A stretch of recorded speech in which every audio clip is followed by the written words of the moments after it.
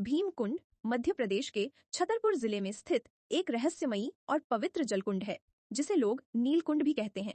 बहुत समय पहले की बात है, जब धरती पर महाभारत का युग था और पांडव अपने जीवन के सबसे कठिन समय अज्ञातवास से गुजर रहे थे। घने जंगल, ऊंचे ऊंचे पहाड़ और चारों ओर फैली हुई भीषण गर्मी। सूरज की तपती किरणें जंगल को आग की तरह जला रही थीं। पक्षियों की आवाज भी मानो थम गई थी और हवा तक गर्म लग रही थी।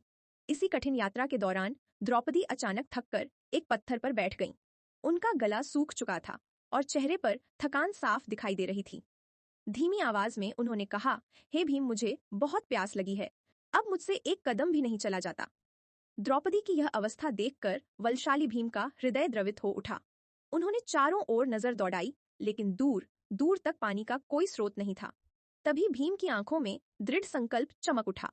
उन्होंने अपनी विशाल गदा को दोनों हाथों से मजबूती से पकड़ा और पूरी शक्ति के साथ जमीन पर प्रहार कर दिया। जैसे ही गदा धरती से टकराई, जंगल में भयानक गर्जना गूंज उठी। धरती कांपने लगी और अचानक जमीन फट गई। उस फटी हुई धरती से एक तेज आवाज के साथ ठंडा, स्वच्छ और चमकदार जल फूट पड़ा। धीरे धीरे वह स्थान एक गहरे और विशाल कुंड में बदल गया। उसका पानी इतना नीला और साफ था कि मानो आसमान का रंग धरती पर उतर आया हो। लेकिन एक नई समस्या सामने आई। पानी तो निकल आया था, पर वह बहुत गहराई में था। तब महान धनुर्धर अर्जुन आगे बढ़े। उन्होंने अपनी धनुष पर बाण चढ़ाया और एक एक करके नीचे की ओर तीर चलाने लगे। हर बाण जमीन में धंसता गया और देखते ही देखते बाणों की एक मजबूत सीढ़ी बन गई।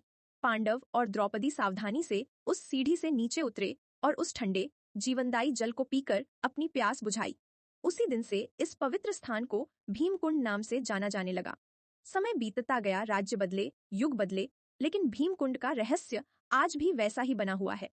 कई वैज्ञानिक और गोताखोर यहाँ आए।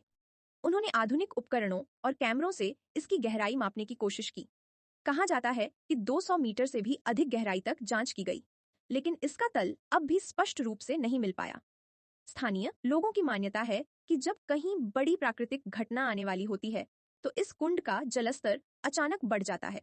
यह सच है या संयोग, यह रहस्य आज भी लोगों को सोचने पर मजबूर कर देता है। भीमकुंड के पास एक पवित्र प्राकृतिक शिवलिंग भी स्थित है। मान्यता है कि इसे स्वयं भीम ने स्थापित किया था। आज भी हजारों श्रद्धालु यहाँ आते हैं, पूजा अर्चना करते हैं और इस पवित्र जल को आस्था और चमत्कार का प्रतीक मानते हैं। यदि आपको यह कहानी अच्छी लगी हो तो वीडियो को लाइक करें और ऐसी ही धार्मिक और रोचक कथाओं के लिए चैनल को सब्सक्राइब जरूर करें। हर हर महादेव।